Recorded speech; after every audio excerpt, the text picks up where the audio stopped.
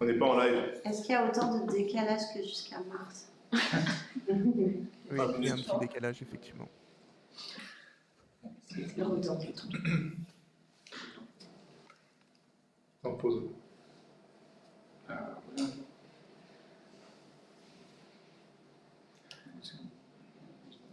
Ah bon, on voit bien. Donc, Il y a un éclat caché. ouais, t'es caché.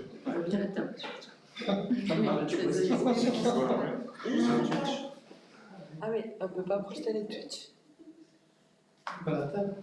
Ouais, mais en place.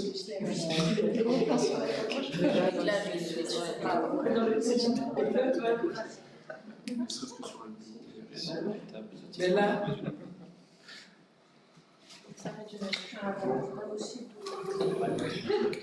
ah oui, Ah oui, oui. la main de Mickaël. La main de Mickaël. Le pied de Zachary. Il a beaucoup de choses à dire. Faudrait vous avancer peut-être. Non. Oui, voilà. Ah, merci.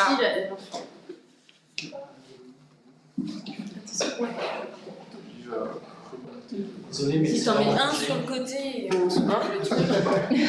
Donc t'as des déménageurs au passage. Attends, il faut prendre un vidéo clip.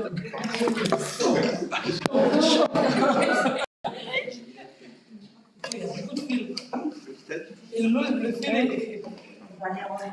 Je sais pas, il allait chercher une planche, mais il ne suffit pas d'en basculer un sur le côté.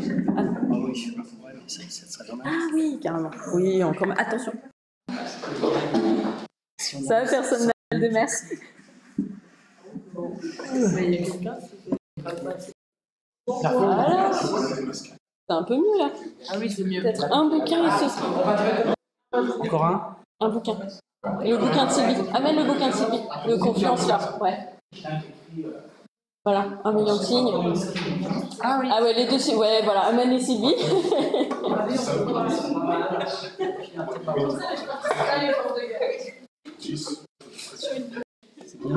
Les livres serviront toujours à quelque chose. Ouais, c'est Ah, on est pas mal là. graine, tu vois. Ah, il y a des gens qui arrivent, non? Métaphoriquement, ça marche. Qui a écrit ça? Salut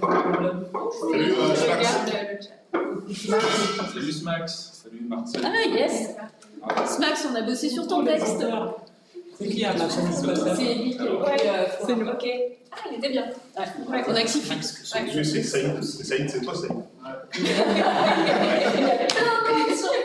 Le problème du chat, c'est que Saïd, il est là. Mais Marlien, je sais pas. Tu n'arrives pas à lire mon filet. Sur la Google. Moi, j'ai des lunettes, hein, je ne prends pas mes lunettes. Non, j'ai un droit. Je fais genre, je connais pas. Il va pas aller. Par contre, on n'entend plus Gauthier. T'as du mal à lire.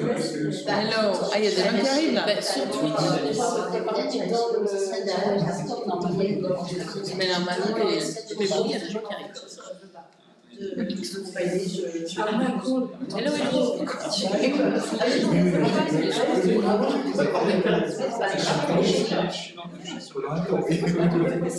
Il est où le chat? Il est où le chat? Merde. Trop d'applications différentes. La voix de Mickaël a tué le micro. Il a l'air de s'attendre à micro. Si tu veux pas commencer là. Tu veux pas commencer? Ben non, Ça a commencé. Les gens parlent. Mais je sais pas. Les gens s'entendent.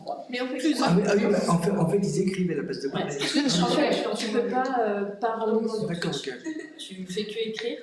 Mais normalement, on devrait les entendre via le Discord. Mais ils nous entendent pas. Il faut qu'ils le donnent. Bah, je pense Si, que vous entendez. En tout cas, si on ne parle pas tous en même temps. Je suis Il faudrait que quelqu'un dise un texte. Si on. Il y a une question. On vous entend. Gauthier, es-tu là?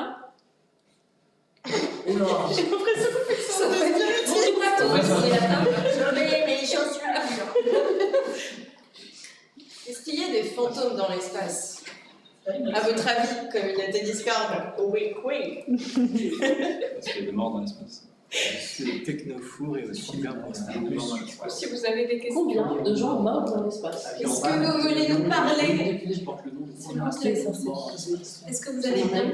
La fusée qui a explosé, là, c'était celle-là dans l'espace ou comment? C'était pas dans l'espace. Je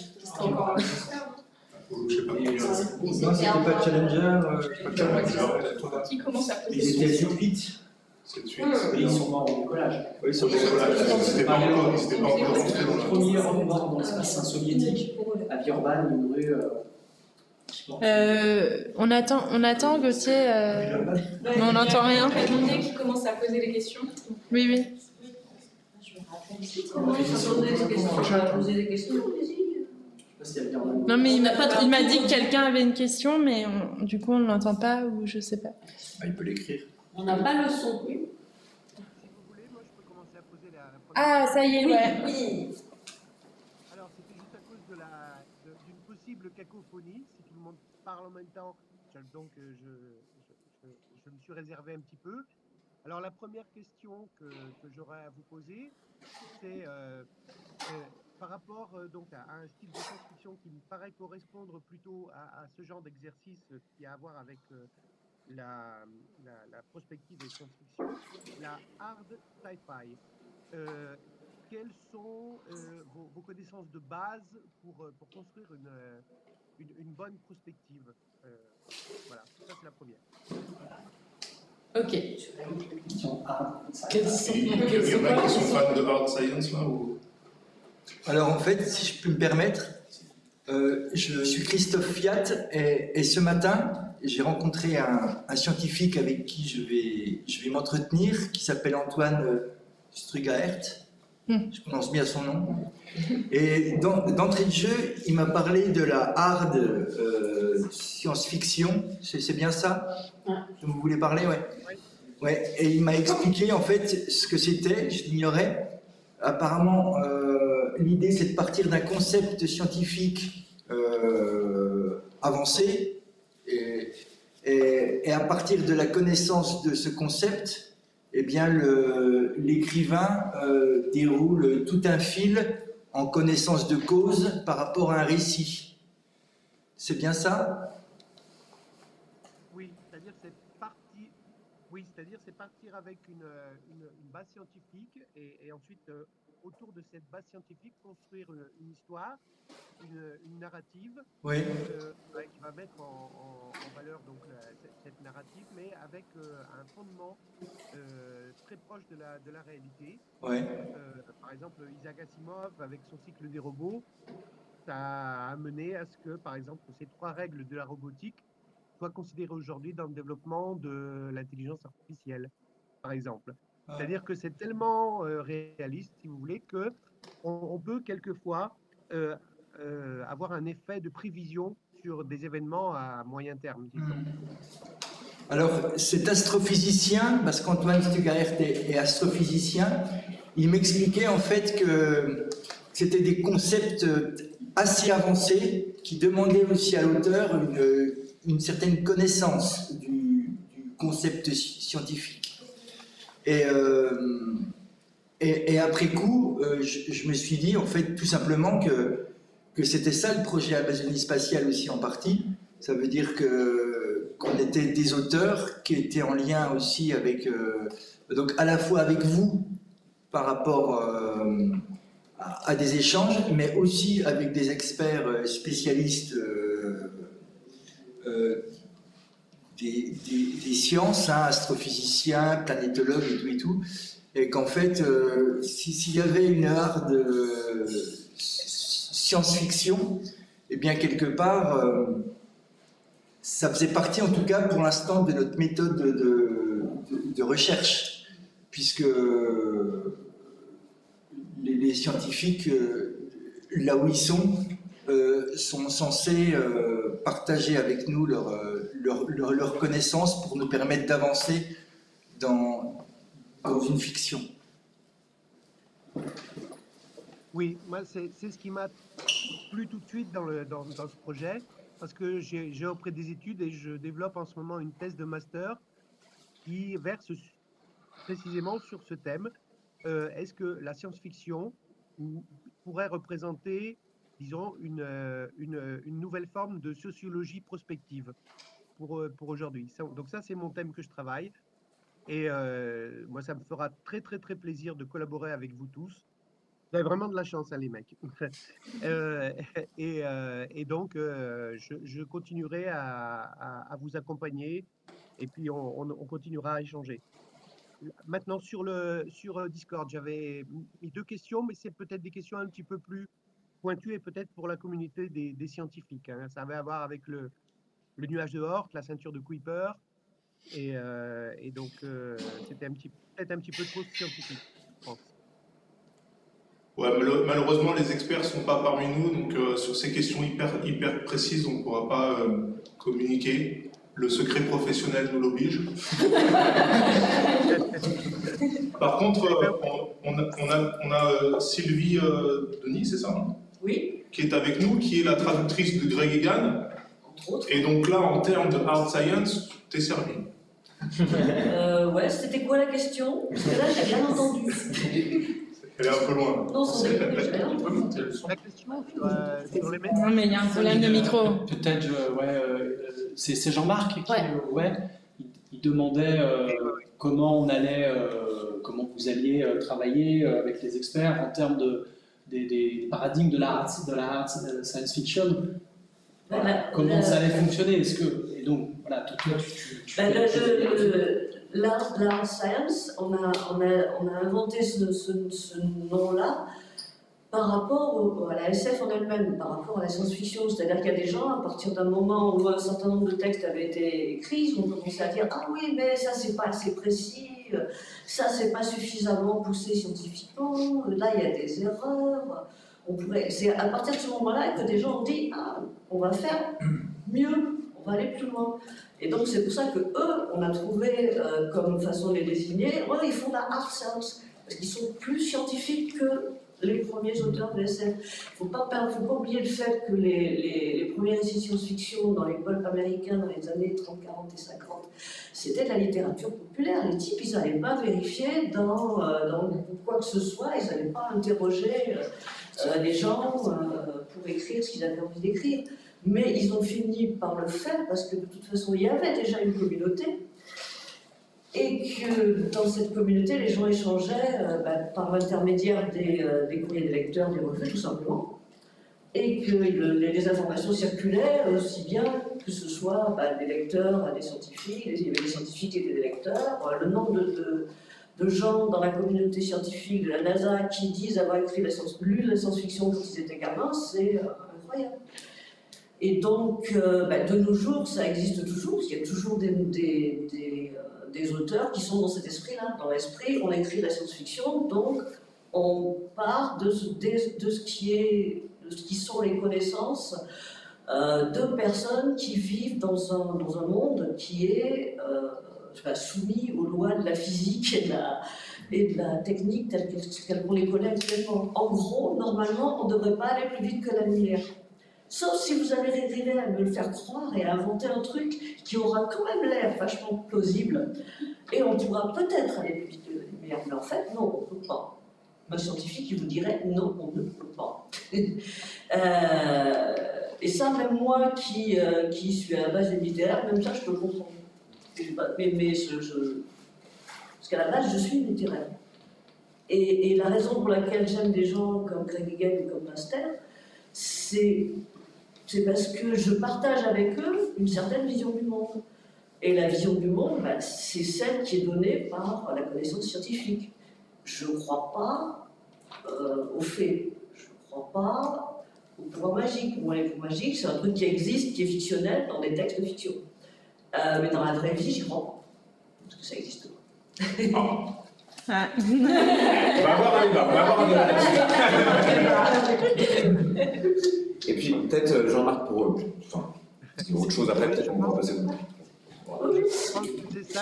non, c'était de dire qu'on est 15, je pense qu'on est 15 auteuristes assez différents par rapport à ça, qu'on va à fond aller puiser dans les savoirs qui sont à notre disposition. Après, je crois qu'il y a quand même beaucoup de domaines de compétences, ce qui est génial. Et du coup, je pense qu'on va peut-être pas tous se positionner de la même façon par rapport à ça. C'est-à-dire, je pense qu'il y en a qui vont avoir des acquaintances avec les sciences sociales, enfin, tu as parlé de sociologie aussi, et ça, c'est vraiment des choses qui vont nous intéresser. D'autres, peut-être, aller chercher dans une politique plus proche de la physique ou de la biologie, ou de mélange d'un petit peu tout ça. Je pense qu'on aura tous des rapports de... Enfin, je sais pas, en tout cas, moi, par exemple, sur ce que tu dis, est-ce que la SF peut orienter les sociologies du futur? Je pense que les récits font ça, que ce soit de la SF ou que ce soit pas de la SF, à mon sens. Et voilà, juste pour apporter cette petite pierre-là à l'édifice. Et du coup, je pense que notre positionnement sur le plus ou moins hard sera très différent d'une auteurice à l'autre. Je pense peut-être que je dis des conneries. Franchement. Je fais de la hard science humaine parce que je suis nulle en sciences dures, mais par contre, vraiment, c'est pas juste une blague. Le projet sur lequel je suis en ce moment et qui nourrit Amazonie spatiale, c'est de faire de la hard anthropologie. Voilà, donc de la SF qui est vraiment basée très concrètement sur des sciences sociales, en effet. Sur de la philo, sur des constructions scientifiques de chercheurs. Il y a une personne à qui on voit beaucoup dans ce domaine-là, c'est Ursula Le Guin. Voilà. Ma déesse sur Terre. Voilà. Ursula Le Guin. Alors, j'aurais aussi une autre question qui vient de me surgir maintenant, dans le fil de la conversation. Moi, je regarde beaucoup l'actualité et l'actualité aujourd'hui, elle est pas jojo.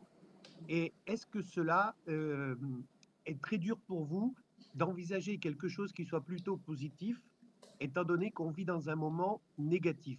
C'est-à-dire qu'artistiquement, vous vous inspirez du monde, de ce qui nous entoure. Et aujourd'hui, avec l'Ukraine, on sort du Covid. Ce projet vient, je dirais, tomber à pic, mais en même temps, côté créativité, c'est un peu dur. Quel est votre ressenti par rapport à ça?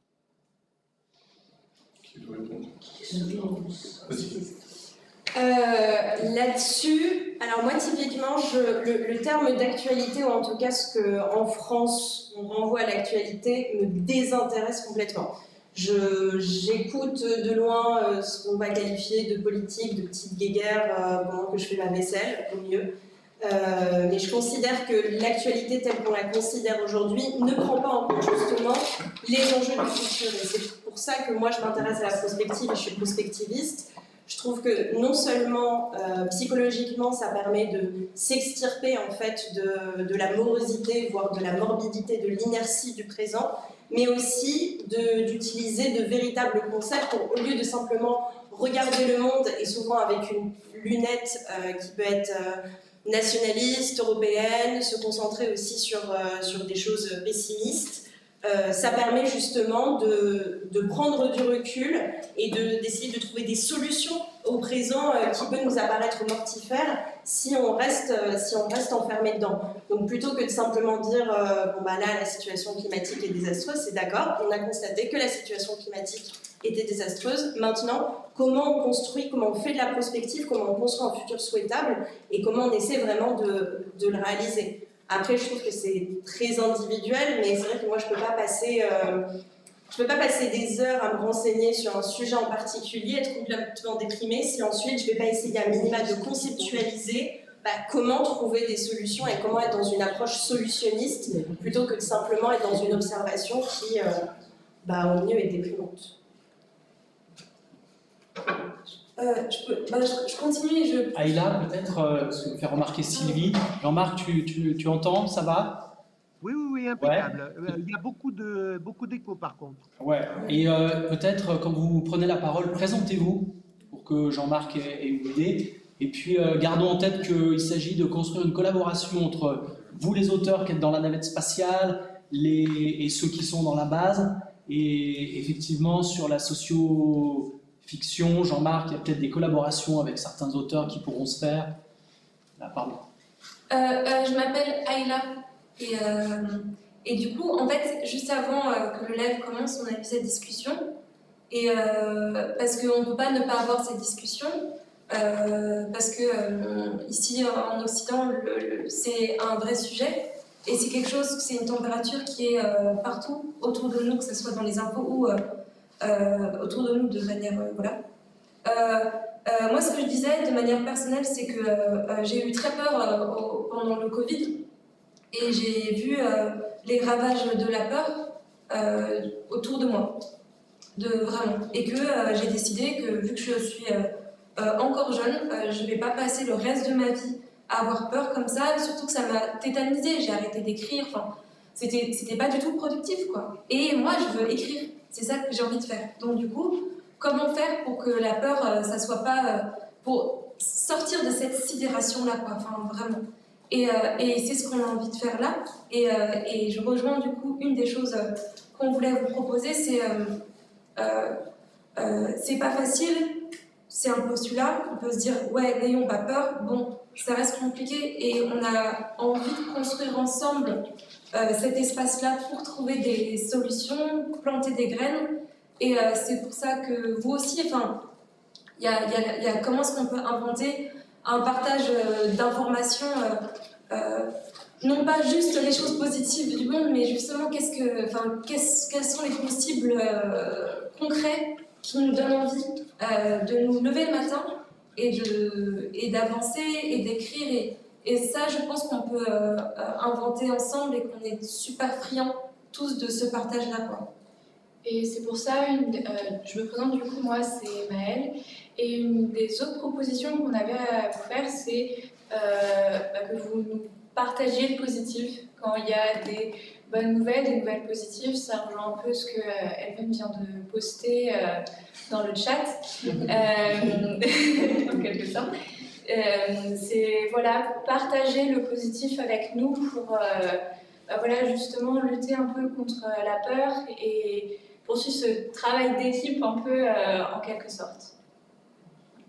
Je rejoins du coup ce que dit Elven dans le chat, Noémie. Je suis Noémie. Et pour le coup, en fait, ça dépend quelle actualité on regarde, en fait. Et moi, je me suis effectivement... je mets de loin de côté tout ce qui est basique, qui est là aussi pour générer une machine marketing.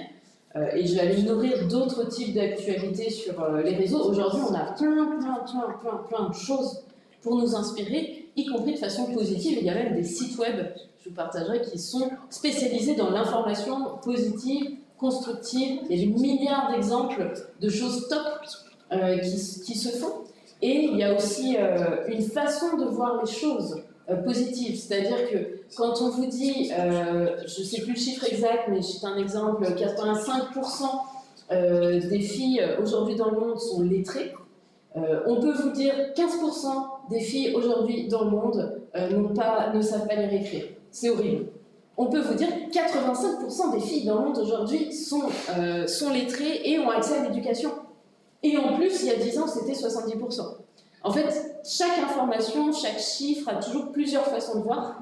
Et ce projet, je trouve que c'est l'opportunité d'aiguiser notre regard. Enfin, en tout cas, moi, je le prends comme ça. J'ai vraiment envie de construire un récit optimiste, mais qui ne soit pas naïf. Et du coup, où est-ce que je vais aller chercher la bonne... Il n'y a pas de bonne ou mauvaise façon, mais comment je vais changer mon regard pour une information négative, le voir ce qu'il y a en cadeau caché derrière, ou ce qui peut être positif de cacher dessous, ou de choses, voilà, économiquement parlant, on ne parlera pas du positif. Sur tous les médias qui génèrent de l'argent, c'est normal, c'est le postulat de notre société actuelle. Peut-être pour compléter ce que tu dis, Noémie, donc c'est Salid qui parle, salut le chat. Faut pas oublier quelque chose, c'est que c'est vrai que si on se fixe sur l'horizon 2075 ou 2075, on pense surtout au contexte dans lequel on va écrire nos histoires, mais rien n'empêche que dans un contexte défavorable ou dystopique, on ait des belles histoires à écrire. Parce que même en période de Covid, il s'est passé de jolies choses, il y a eu de bonnes initiatives, donc on peut aussi voir les choses de cette façon-là, et se dire que même dans un environnement qui serait en décrépitude, on puisse nous trouver une belle histoire à raconter. Silène, c'était l'hypothèse, on en discutait avec Christophe tout à l'heure, d'Alice Karabédian dans Utopie radicale, que pour pouvoir traiter de l'utopie en fiction, il fallait qu'on focalise éventuellement sur un fait, parce qu'on ne pouvait pas avoir une vision globale positive, et que voilà, l'idée c'était de se concentrer peut-être sur un élément de fiction positif, et de ne pas tout raconter. Je suis pas sûre que ça vous passionne, tous les lecteurs, qu'on vous fasse des programmes complets en 15 volumes, et puis on doit faire des nouvelles. Donc peut-être on va faire du positif sur quelque chose, une seule chose. Oui, j'ajouterais juste une petite chose, c'est que ce qui m'a fait donc adhérer tout de suite à Amazonie Spatiale, et qui est commun aussi à mon projet que je fais en ce moment, c'est un certain réenchantement du monde par la science-fiction. Et ça, je pense que c'est une idée clé aussi, ce réenchantement, parce que la science-fiction, dernièrement, elle nous a donné tout un tas de visions catastrophiques du monde, et peut-être qu'il est aujourd'hui temps de réenchanter un petit peu le monde en lui redonnant un petit peu de magie, un petit peu de cette espérance, un petit peu de vert, parce qu'on parle d'écologie. Et c'est vrai, parce qu'on est tous sur un grand vaisseau spatial qui s'appelle Terre. Donc il y a des ressources, c'est fini, et donc elles sont finies. Et il faut qu'on les ménage, et puis que on fasse pour le mieux pour continuer ce voyage dans l'espace-temps. Merci. Merci Jean-Marc, trop bien. Merci. On reste Gravity Touch. Merci Jean-Marc. Est-ce que, je sais pas Gauthier, si tu nous entends, est-ce qu'il y a d'autres personnes qui voulaient poser des questions ou pas, ou est-ce qu'on passe plutôt aux auteurs?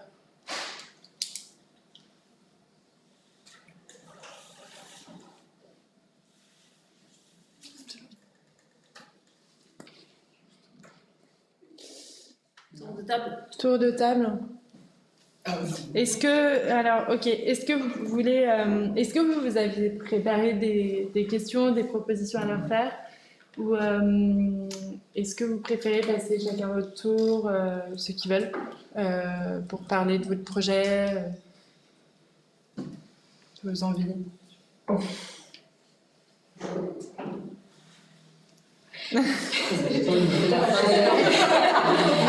J'ai été désignée porte-parole contre mon gré. Voilà. C'est ça, la démocratie, ça n'a pas que du bon finalement.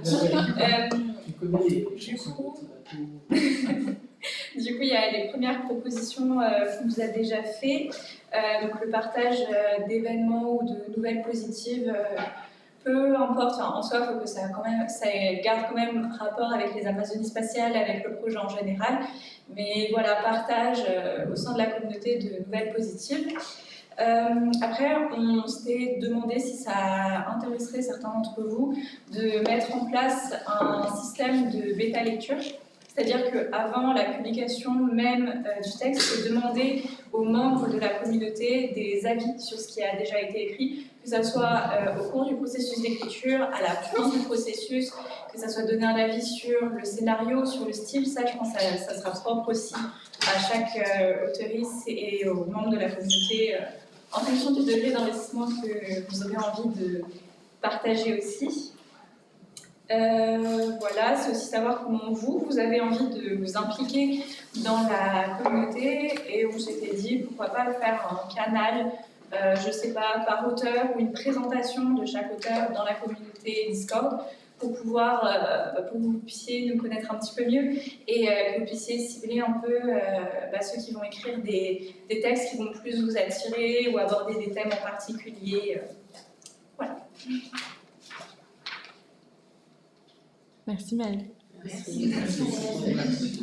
J'aurais bien rajouté un truc que je ne sais pas là quand on a discuté du coup, mais qui se fait déjà d'ailleurs beaucoup sur le Discord, mais juste ce matin, en ayant discuté un peu avec quelques experts, il y a déjà genre 6 pitchs de nouvelles en tête ou de possibilités que j'aurais jamais le temps d'explorer. On passe à côté de quantité de matière absolument astronomique. et de dire juste, bah voilà, suite à une conversation qui a été un tel, moi j'ai pensé à tel pitch, est-ce que si quelqu'un de la communauté a envie de s'en saisir, et puis même parfois de faire des assemblages, de diguer des choses ensemble, j'ai l'impression aussi, enfin, vous m'arrêtez si je me trompe, et moi je suis pas un habitué des Discord et de ce genre de choses, c'est que à plusieurs, tous les auteurs, les experts et la communauté, ça peut être une très grande force aussi d'énergie à mettre dans une direction. Si on veut se dire, on a envie de creuser, d'aller à fond là-dedans, de creuser 3 trucs, voilà, on peut le faire parce qu'on est beaucoup et du coup ça peut donner une vitesse et un élan. Et moi j'avoue que c'est une espèce de super pouvoir que j'ai pas du tout en tant qu'auteur où tout est lent et laborieux parce que j'ai seulement mon corps et mes mains et que je trouve chouette si on a envie de s'en saisir collectivement. Enfin, voilà, je trouve que c'est un peu un super pouvoir si vraiment il y a une communauté autour de ça, quoi.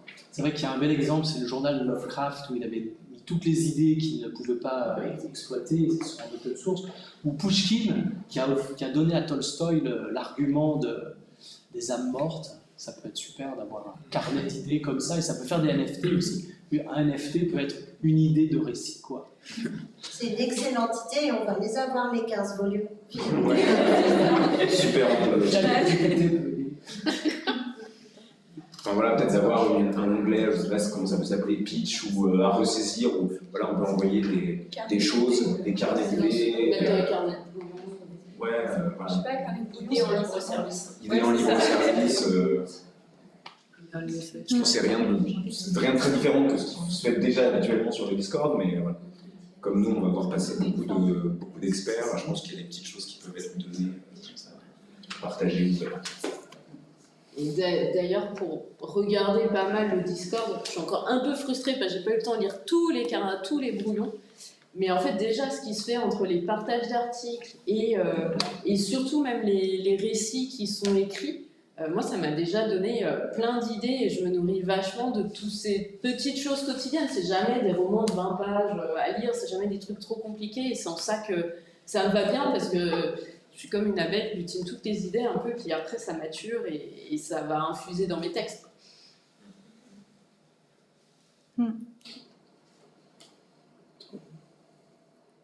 Trop cool. Je prends des notes, c'est pour ça que je suis sur mon téléphone, je ne suis pas totalement désintéressée. Je pense que... Super. Ouais, et bêta lecteur ou collaborateur des pitch. Ah, super. Super. Je garderai un profond souvenir du Stufilix, surtout celui de Saïd. Pas obligé d'en parler. Bon, de toute façon, je pense que nous, on va faire le tri, on va compiler les différentes idées et puis on leur proposera, je ne sais pas si on fera un vote, on verra. On pourra mettre en place plusieurs des idées aussi. C'est qu'un début. Carrément. Ouais. Ah, 1, 2, 3, on doit pas le... Je pense que c'est 2 puis 3. Ouais, 2. Ouais. Exactement. Moi, c'est Mickaël, donc un des 2 Mickaël. Je laisse le suspense et le mystère. Celui qui n'a pas de cheveux. Alors, c'était pour commenter un peu, moi, pour la partie bêta lecture, c'est vrai que moi je suis habitué à partager au fur et à mesure que j'écris, donc ça ne me pose pas de problème d'alimenter et de donner des morceaux, donc voilà, s'il y a des amateurs, des candidats, je suis preneur de lecteurs de retour, ça sera avec plaisir. Ouais, je pense qu'il faudra aussi être doux avec nous et entre nous. Je pense qu'on n'a pas du tout tous les mêmes habitudes de pratique, de partage de nos textes et de participation. Et je pense que tout le monde va essayer de jouer le jeu, etc. Mais que voilà, rien n'est gagné d'office. On voit qu'il y a déjà des gens qui ont beaucoup plus cette habitude-là. Voilà. Oui, quand on fera appel à vous sur la bêta lecture, on a évoqué un tout petit peu, ce ne sera pas forcément sur les mêmes choses et nous on vous dira ce qu'on peut entendre ou pas. Certains c'est plus sur le scénar, moi c'est pas la peine de toucher à mon scénar parce que c'est trop le bazar.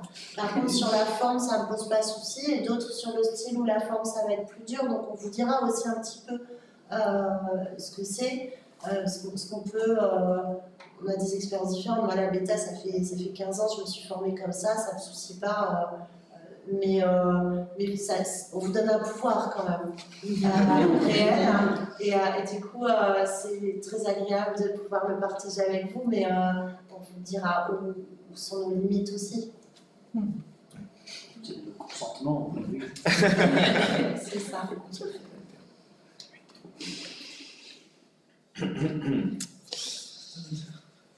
Bon, on peut peut-être... je ne sais pas si vous aviez d'autres choses, vous, à partager.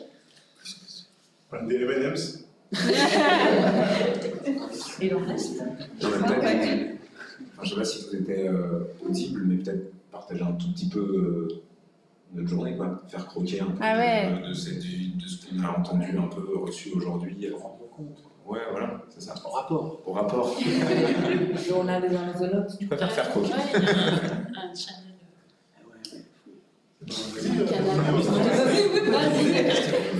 T'es une Tu peux faire chier, c'est démocratique, je te comprends. C'est les plus jeunes qui sont dans le jeu.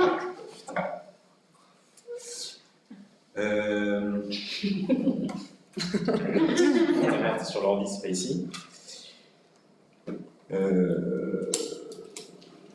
Belle journée.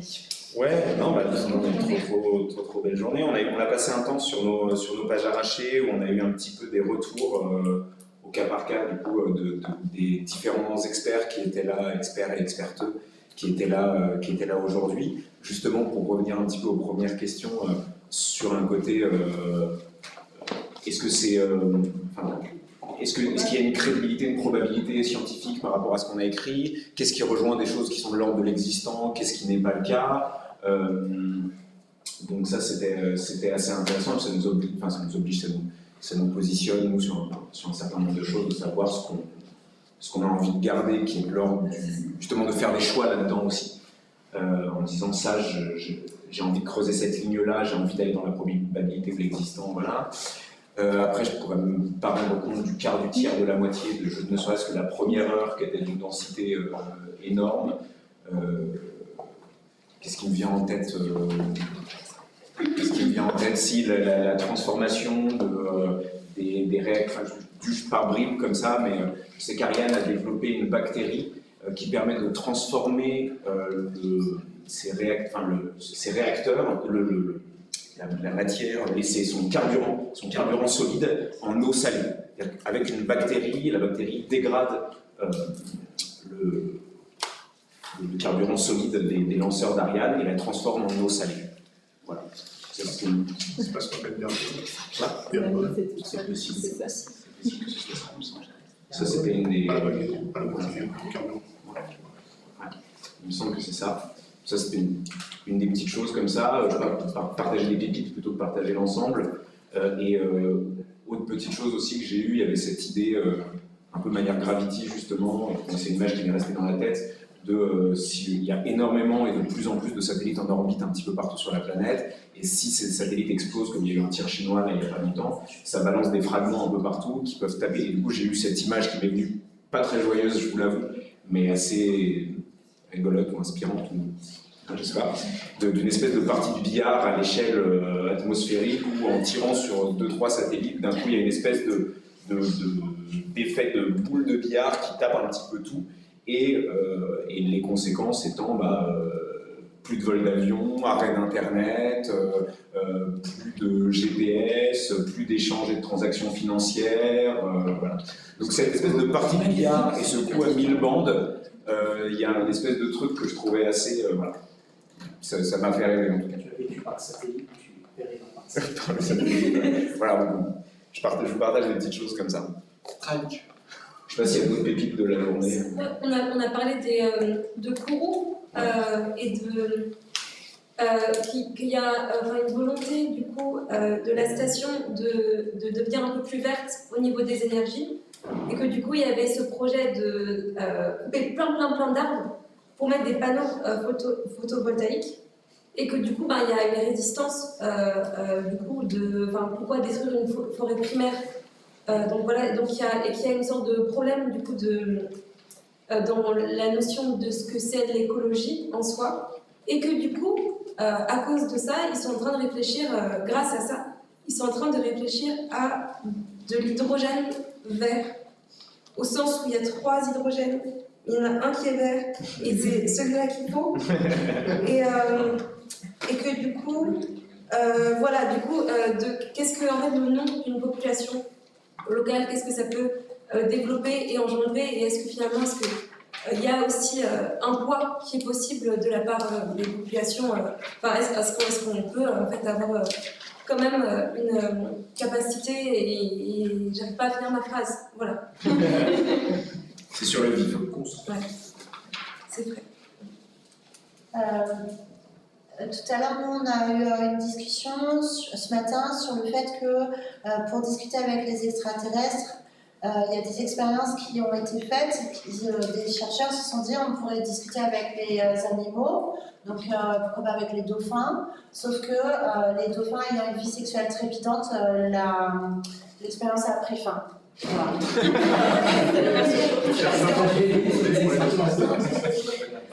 Ils s'ennuyaient, c'était pas possible de faire l'expérience. Non, c'est la scientifique qui passait son temps à palucher le dauphin. Parce que les dauphins ont un pénis cartilagineux, donc ils sont toujours en érection, donc c'est un autre mode de communication.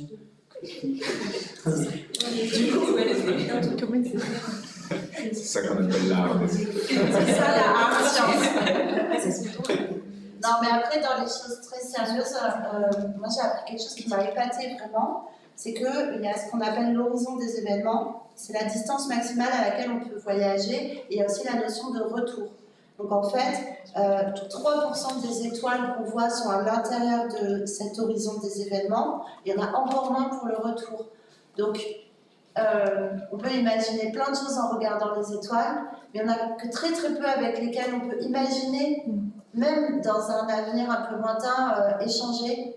Voilà, ça nous fait revenir un petit peu à notre petitesse. Puis, cet après-midi, on a aussi fait un exercice super intéressant d'écriture collaborative et réécriture. Donc on a pu voir un peu aussi les cahiers de brouillon et les textes qui ont été proposés. Et c'était vraiment super enrichissant comme exercice d'apprendre à écrire ensemble et mélanger les styles et découvrir aussi un peu les collègues et l'équipe d'écriture.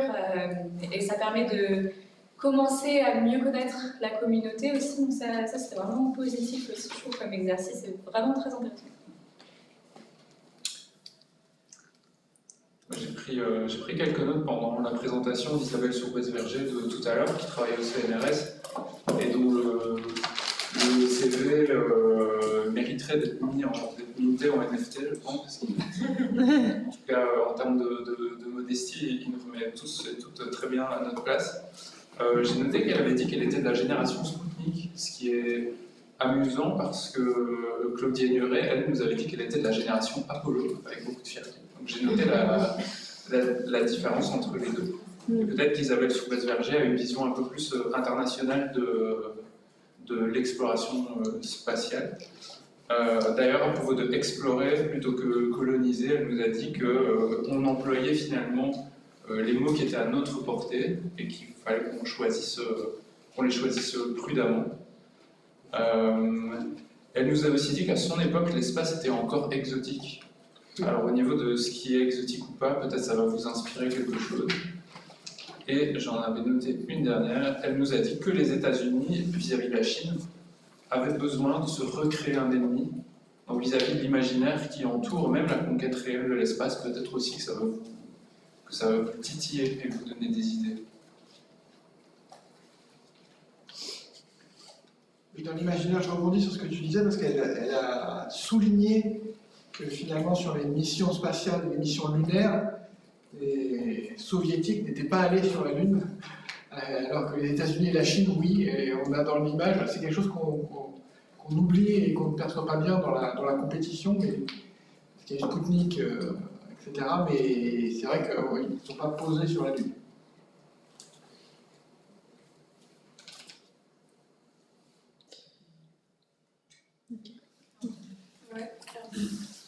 J'ai crevé quoi?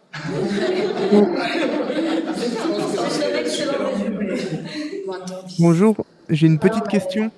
Ah oui, Ah, super. J'ai le temps, c'est bon? Ouais, c'est Gauthier. Très bien. Moi, j'aurais aimé savoir, au niveau de vos récits, on sait qu'actuellement, il y a des problèmes sociaux, comme de l'homophobie ou du racisme ou quoi. J'aurais aimé savoir si vous l'abordez dans ce monde de science-fiction, et est-ce que ces problèmes-là sont résolus, ou voilà, votre vision par rapport à ça. Alors, je me permets d'intervenir parce que personnellement, dans mon texte, ça va être le cas, et c'est pratiquement toujours le cas dans tous mes textes au final. Et ce qui est intéressant, c'est que je vais écrire depuis la perspective du Kenya, et ce que je vais essayer d'apporter dans l'histoire, et il faut encore que je me renseigne à ce sujet parce que c'est assez flou, je sais qu'au Kenya, il y a des espèces de villages de femmes entièrement indépendants qui se sont créés pour les femmes qui souhaitaient fuir, par exemple, les mariages arrangés ou l'excision qui est encore pratiquée dans certains villages. Et du coup, je voulais inclure cette dimension-là dans mon récit, voir ce que ça pourrait donner en 2075, et aborder toujours effectivement les problématiques du sexisme notamment, qui est encore plutôt bien présent dans certaines sociétés, et je pense qu'au Kenya c'est encore le cas aussi. Je ne connais pas encore suffisamment sur le sujet pour pouvoir répondre avec beaucoup de clarté. Et pareil pour tout ce qui peut être homophobie, transphobie, et voilà, essayer aussi d'aborder la chose d'un point de vue plutôt décolonial. Et voilà, j'ai fait à peu près le tour de ce que je voulais dire. Moi, c'est un sujet, alors je crois que ça doit être, enfin bref, de ce que j'ai beaucoup retenu en fréquentant les auteurs, autrices sur ce sujet-là, et ce que j'aime beaucoup, c'est dans mes écrits, j'essaie que ce soit normal, que la diversité dont je peux parler soit absolument normale, et en fait, c'est en n'en parlant pas, juste en montrant, et on commence à le voir dans les récits aujourd'hui, il peut y avoir des couples homosexuels, il peut y avoir des personnes avec des couleurs de peau différentes, avec des langues différentes, avec des accents différents, avec des religions différentes. Enfin, en fait, c'est quand le récit ne porte pas sur cette différence-là qu'elle devient normale. Et ça sera pas, c'est pas un point de vue naïf de ma part en disant en 2075 il n'y aura plus d'homophobie. C'est si je veux transmettre à mes lecteurs et notamment les enfants un monde où c'est normal. En fait, il faut que dans mon récit, ce soit normal et que ce soit pas... que j'ai pas envie de mettre le nez dessus avec, par exemple, des réflexions de quelqu'un, un héros qui doit affronter de l'homophobie. Ça va mettre en relief le fait qu'il y a de l'homophobie. Alors qu'un héros qui est gay et tout le monde s'en fout, en fait, je trouve le message beaucoup plus puissant. Je suis plutôt dans la perspective de Noémie aussi, pour rebondir, c'est un peu la façon dont les récits façonnent la réalité au final, et que les récits c'est un vecteur de changement qui est très puissant, et qu'on a ça à notre portée, effectivement, il faut qu'on réussisse à le mobiliser pour faire passer les messages qu'on veut faire passer au final. Je rejoins totalement là ce que disent mes camarades, et je pense aussi au-delà de ça, le fait de le dire de manière normale, de manière implicite aussi, on peut montrer que c'est un des vecteurs d'évolution de la société qui a permis du coup des utopies réalistes qu'on va construire sur les imaginaires spatiaux. C'est parce qu'on sera dans une société moins inégalitaire, beaucoup plus bigarrée et beaucoup plus tolérante, qu'on pourra se permettre justement d'avoir peut-être une exploration spatiale raisonnée, des applications sur Terre. Donc c'est aussi tout ce système qui se construit, même si effectivement c'est pas le cœur du récit, on ne met pas le nez dedans. Bien sûr. Ok. Très bien, merci beaucoup. Merci. Merci. Je suis désolé là-dessus, un petit complément, parce que ça a été tellement unanime que j'ai envie de faire... de dire pas que. Moi, je pense que c'est bien aussi qu'il y ait de la conflictualité politique, et que je pense que la démocratie ne se fait pas sans conflictualité politique, surtout une bonne démocratie, et que du coup, parfois, mettre en scène des conflits, c'est important. Donc, moi, je ne sais pas du tout encore sur quoi je vais écrire, mais je pense que ce ne sera pas... ces problématiques-là seront peut-être certainement traitées ou pas, mais en tout cas, je pense qu'il y aura de la conflictualité. Et je n'irai pas... Non, mais je pense que par ailleurs, ce n'est pas les seuls vecteurs. Voilà, mais je veux dire... Au-delà de la conflictualité, peut-être que la question de la différence, quel type d'humanité il faut imaginer pour que la différence ne soit plus l'occasion d'une angoisse. Par exemple, quelqu'un a évoqué l'aurore cosmique, ça va être quoi? Donc c'est intéressant de faire un monde où il n'y a plus d'homophobie, mais comment les êtres humains vont faire face au mystère, à la différence, voilà. Et je me permets, et aussi par rapport à cette thématique d'un point de vue personnel, j'aimerais que le nombril de mon histoire, ça soit pas l'Europe.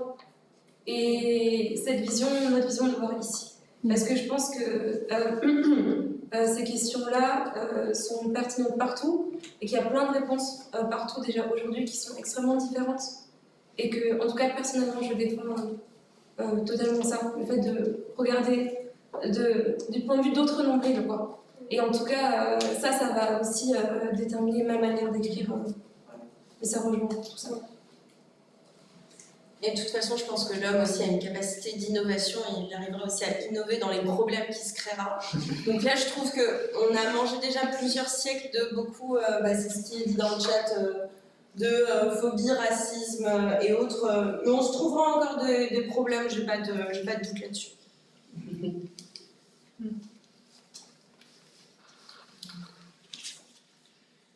Bon, on va... Peut-être avant sur l'élection des rapports entre la communauté des auteurs et la communauté de Discord, l'exercice qu'on a fait tout à l'heure d'écrire dans le texte, voilà, est-ce que du point de vue des auteurs, il y aurait aussi des canaux à ouvrir où vous posez des textes qui sont à réécrire dedans, comme c'est le carnet de Vicente Yanez Pinson, où il a écrit, vous écrivez 10 fois le même paragraphe pour vos textes, voilà, que ça circule aussi comme ça, peut-être un 5e... Oui. Ça n'attendait ni oui ni